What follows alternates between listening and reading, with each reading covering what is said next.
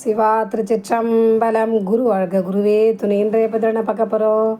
தென்கட்சி கோ சுவாமிநாதன் அவர்கள் சொல்லி ஒரு குட்டி கதை பார்க்கலாம். வாங்க கதைக்குள்ளே போகலாம்.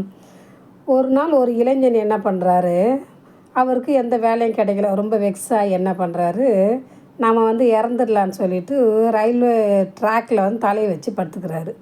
அவர் படுத்த நேரம் பார்த்திங்கன்னா ஒரு ட்ரெயின் கூட அந்த ட்ராக்கில் வரல. அப்புறம் எழுந்து என்னடா இது, நம்ம உயிரை மாற்றிக்கலான்னு பார்க்கும்போது ஒரு ட்ரெயின் கூட வரலன்னு சொல்லிட்டு அந்த இளைஞன் என்ன பண்ணுறாரு, எழுந்து உட்கார்றாரு, நிற்கிறாரு. நிற்கும்போது பார்த்திங்கனாக்கா பக்கத்தில் யாரோ ஒருத்தர் ஸ்பீச் தான் பேசின்னு இருக்காரு. அதை நிறைய கூட்டம் கேட்டுன்றது. இதை பார்த்த இவருக்கு என்ன பண்ணுறாரு, சரி இப்போது அங்கே ஏதோ நடக்குது ப்ரோக்ராம், நம்ம அங்கேயாச்சும் போய் கொஞ்ச நேரம் டைம் ஸ்பெண்ட் பண்ணிவிட்டு நம்ம ட்ரெயின் வர்றதுக்கு முன்னாடி நம்ம திரும்பவும் தலையை வச்சு படுத்து ட்ரெயினில் மாட்டி இறந்துடலான்னு சொல்லிவிட்டு அந்த இளைஞன் என்ன பண்ணுறாரு, கூட்டத்துக்கு போகிறாரு. கூட்டத்துக்கு போயிட்டு அந்த கூட்டத்தில் ஒரு 2000 பேர் அவரோட பேச்சை கேட்டுருக்காங்களாம்.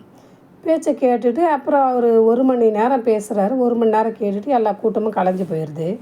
பிறகு என்ன பண்ணுறாங்க, கூட்டம் கலைஞ்சு போயிட்ட பிறகு இவர் போயிட்டு என்ன பண்ணுறாரு, அந்த பேசினார் பாருங்கள் கூட்டத்தில், அவர்கிட்ட போயிட்டு, ஐயா ஐயா நான் தற்கொலை பண்ணிக்கலான்னு ட்ரெயினில் ரயில்வே ட்ராக்கில் தலையை வச்சு படுத்துருந்தேன்.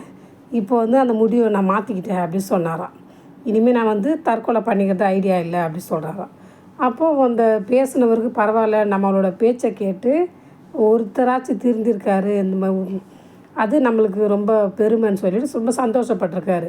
சரிப்பா, நான் பேசுனதில் உனக்கு எதுப்பா ரொம்ப பிடிச்சி இந்த நான் முடிவு எடுத்தேன், நீ தற்கொலை பண்ணிக்கக்கூடாதுன்னு முடிவு எடுத்தேன்னு சொல்லிட்டு கேட்டாராம். அதுக்கு அந்த இளைஞன் சொன்னாராம், நீங்கள் 2000 பேரை சாகடிக்கிற நீங்களே உயிரோடு இருக்கும்போது யாருமே அது யாருக்குமே எந்த கெடுதல் நினைக்காத நான் ஏன் சாகணும், இனிமேல் நம்ம சாகக்கூடாதுன்ற முடிவு எடுத்துட்டேன், ஏன்னா நீங்கள் பேசியே 2000 பேர் கொன்னுட்டீங்கன்னு சொன்னார்.